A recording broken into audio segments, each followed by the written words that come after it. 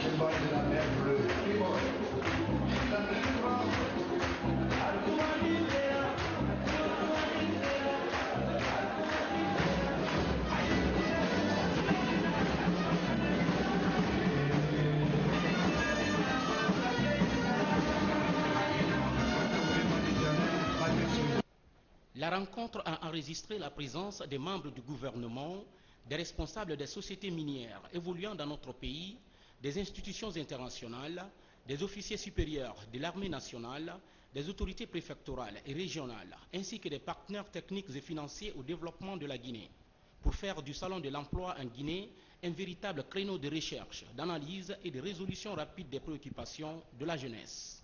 Je voudrais vous remercier, Excellence, Monsieur le Président de la République, pour avoir fait ce déplacement et surtout pour avoir accepté de présider les cérémonies de clôture du forum. Car nous savons, Excellence, Monsieur le Président de la République, que vous avez le souci de l'emploi jeune, Excellence, Monsieur le Président de la République. Vous avez le souci du dynamisme à donner à l'emploi jeune, Monsieur le Président de la République. C'est ce qui explique la création par votre autorité des différents départements qui s'investissent dans la recherche des solutions nous permettant d'atteindre cet objectif. Organisé par le FOGEG, Forum des jeunes de Guinée, sous l'égide des ministères de la Jeunesse et de l'Emploi des jeunes, de l'enseignement technique et de la formation professionnelle, ce Salon de l'emploi 2011 a pour but de relever les nombreux défis auxquels la jeunesse guinéenne est confrontée afin d'assurer son avenir. Il a regroupé cette année dans les 4 régions naturelles du pays pour la formation 6 000 jeunes diplômés venus uniquement des écoles professionnelles et techniques où la demande d'emploi est très élevée. Il s'agit en un mot de favoriser la formation technique et professionnelle en brisant l'inadéquation entre le marché de l'emploi et la formation reçue. Cela témoigne de la volonté du président de la République, professeur Alpha Condé, qui a mis au cœur de ses préoccupations pour le développement socio-économique de notre pays la question des jeunes. Excellence, Monsieur le Président, ayant l'honneur et le plaisir de servir notre pays, la Guinée, à vos côtés, je sais à quel point la question des jeunes, de Conakry à Labé, en passant par Kankan, Zérékouré et Boké, en clair, toute la jeunesse guinéenne, sans aucune exception, vous préoccupe tant. Je me dois, en tant que président du Forum des jeunes de Guinée, vous dire ici à quel point cette jeunesse place en vous un immense espoir. Monsieur le Président, chers invités, de Zérékouré à Boké, de Labé à Kankan, nous avons pendant un mois rencontré la jeunesse guinéenne dans toute son heureuse et prometteuse diversité pour échanger et parler de son avenir citoyen et de ses préoccupations professionnelles. La présence des ministres en charge de la jeunesse, de l'emploi, de l'enseignement technique et de la formation professionnelle, M. Sanoussi Bantamasso et M. Damantang Albert Camara, durant tout le trajet, était l'expression ô combien éloquente de tout l'intérêt que votre gouvernement accorde à la question de la jeunesse qui vous est si chère. Nous leur disons toute notre reconnaissance pour leur implication totale et exclusive qui, sans aucun doute, a contribué à la réussite de ces 4 salons régionaux. Monsieur le Président, la sincérité et le franc-parler qui caractérisent votre engagement nous obligent à vous dresser un constat objectif et responsable. La jeunesse guinéenne, courageuse qu'elle est très préoccupée, voire angoissée, par un devenir professionnel qui jusque-là n'a jamais été sérieusement pris en compte, ni considéré comme fondamental dans notre désir collectif.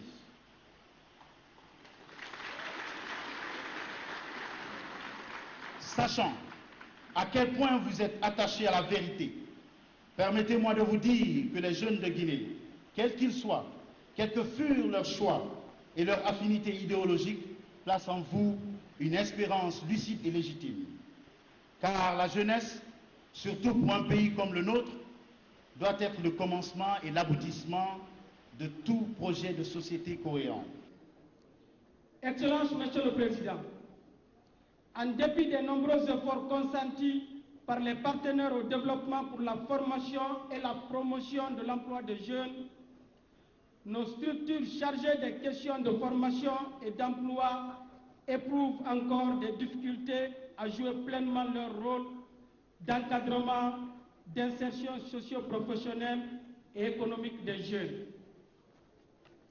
Ces difficultés sont entre autres le nombre croissant de jeunes sans qualification et sans emploi, l'insuffisance d'information des jeunes sur les métiers d'avenir et sur les opportunités d'emploi qui s'offrent à eux, l'inadéquation entre la formation et l'emploi, le faible équipement de nos centres de formation professionnelle et l'encadrement des jeunes, l'insuffisance de ressources nécessaires pour le fonctionnement de nos structures d'encadrement et de financement des initiatives des jeunes.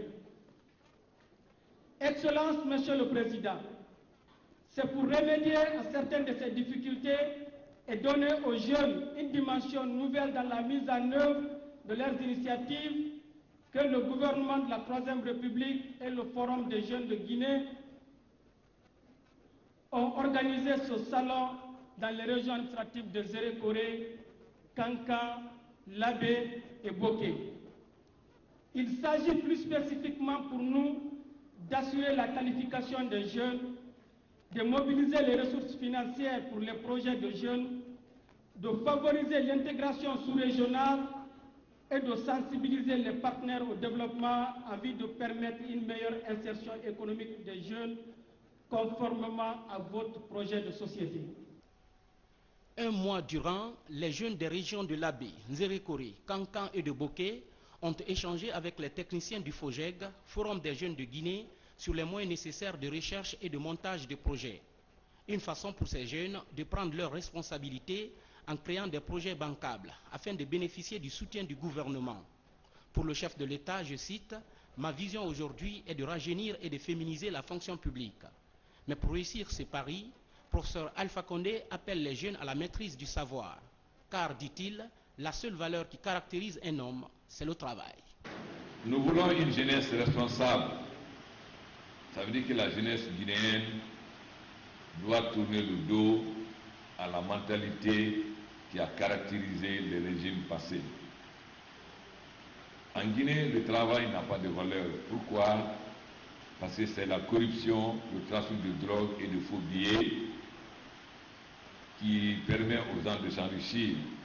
Alors, je souhaite que la jeunesse guinéenne change la mentalité qui est actuellement celle de la Guinée. C'est quoi? Quelqu'un qui dit la vérité, on dit qu'il est arrogant. Quelqu'un qui veut la rigueur, on dit qu'il est méchant. Quelqu'un qui est patriote, on dit qu'il est maudit parce qu'il ne vole pas. Voilà ce qui caractérise la mentalité du Guinéen.